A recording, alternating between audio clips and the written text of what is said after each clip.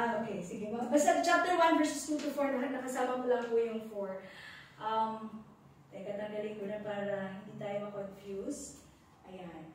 Okay, James 1, chapter 2, James chapter 1, verses 2 to 4. Sabi dito, consider it pure joy, my brothers and sisters, whenever you face trials of many kinds, because you know that the testing of your faith produces perseverance. Amen. Let perseverance finish its work, so that you will be mature and complete, not lacking anything. Wow. Purihin ang Panginoon sa kanyang mga salita. Sabi ko nga po, ang title natin is Fruitful Trials. So, i-define muna natin yung trial. Ang trial po in Greek word, it is called dokimi. Okay, ang dokimi po, the term dokimi refers to the process or result of testing. The process or result of testing, often implying a positive outcome such as approval or proven character. It is used in the New Testament to describe the quality of being tested and found genuine, particularly in the context of faith and character. So kung titingnan natin, ang root word niya na dokimi, it implies daw, it's a process. So nakita natin yun, yung testing po is a process.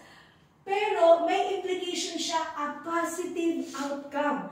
No, may positive outcome siya na kahit ibig sabihin po na negative. Kasi usually, di ba, ang karanasan natin, it's like negative. Lagi ang negative sa buhay natin. Kasi nga, hindi ba parang sa atin, on the spot na nangyayari sa atin yun, parang ang hirap-hirap niya.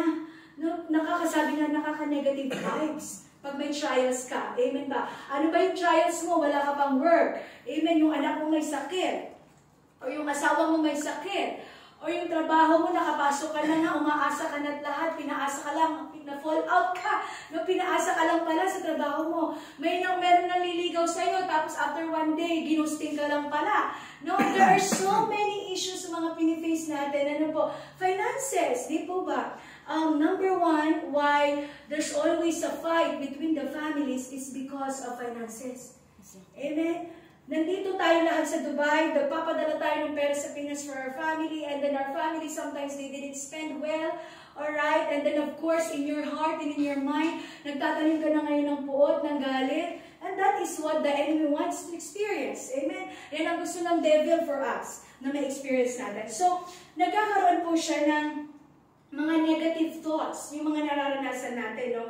But rest assured, no, you will find some greater experience for yourself, no, for your character. May pagka naglampasan mo daw yung trial, there will be a positive outcome and proven character. That means may improvement sa character mo.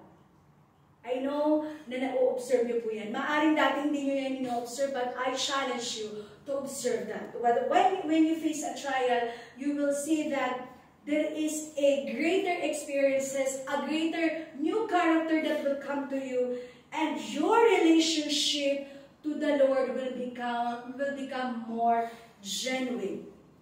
Totoo yun. Mas magiging genuine ang inyong experience, ang inyong relationship sa Panginoon pagka nangyari. Makikita po natin yun mamaya. Ano po?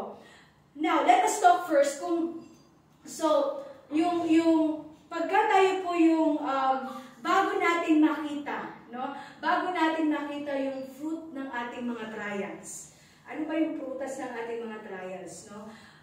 Bago natin yun maranasan at makita, ano po ba muna ang na-experience natin when you are in that trial, when you are in the challenge? I have 3 points here. Una po, ito po yung mga effects ng ating mga trials. Pag naandun tayo sa trial moment, emotional distress. Diba? Emotional distress. Pag nasa peak tayo ng challenge sa buhay natin, ng ating trials, many people experience different emotions. Ano po yun? Una, takot. Natatakot ka na baka hindi ka magkaroon ng trabaho. Natatakot ka na baka hindi ma-solve yung inyong relationship between you and your husband or your wife. Amen? Anxiety. Alam niyo po, grabe ngayon ang mental problem ngayon ng mga tao because of the anxiety. Kung titingnan natin, sabi ko nga, ang dami na nagtitake up ng psychology. Dati ang mga kinukuha, commerce, engineer, ano ba yung teacher, yan yung mga course ngayon, psychology. Why? So many, even at a very young age, at the age of 5, at 9, 10, as they are growing, they are experiencing anxiety. Why? Because ngayon po, even the small things, it's a big deal na sa kanila, lalo na sa mga bata. Sino po may mga anak dito? Pakitaas nga po yung mga kamay. Amen? You will experience that. Yung anak ko po, yung anak ko panganay is grade 8. So, second year high school, kung nung panahon natin. Mami, I was so stressed. Huh? Sabi, I was so stressed. Why? Because ganito, ganyan, you know, the responsibility like that. I think I'm having an anxiety. Siyempre po, bilang nanay, no, mag-iisip ka, but that is how the children now, samantalang po tayo, nung second year high school, naaalala ko pa, tuwang-tuwa pa ako pag pumapasok sa school, lalabas ng school, bibili ng ice cream na mayroong palaman na tinapay, ipapalaman sa tinapay, no? Pansit. Yung may pansit. Pero ngayon yung mga bata, pag uwi ng bahay talaga, mama, it's so stressful. At their very young age, they're experiencing that. Why? Because this is now the new trend. No? Anxiety. So, even po sa atin bilang mga magulang or even dito as an OFW, nagkakaroon tayo ng ganun. Why? Because we are overthinking also of our loved ones in the Philippines. Especially if they need or something na hindi natin ma-provide. Amen. Baka hindi naman po kayo madaling manghiram na ng pera, kunyari lang. Amen. Diba? Kasi pagka hindi ka nakabayad in 1 month, sigurado yung pangalan mo nasa Facebook na.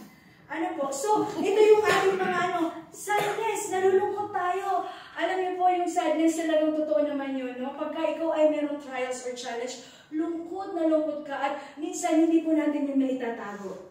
No? These are the reactions of a person. Numbness, ano po yung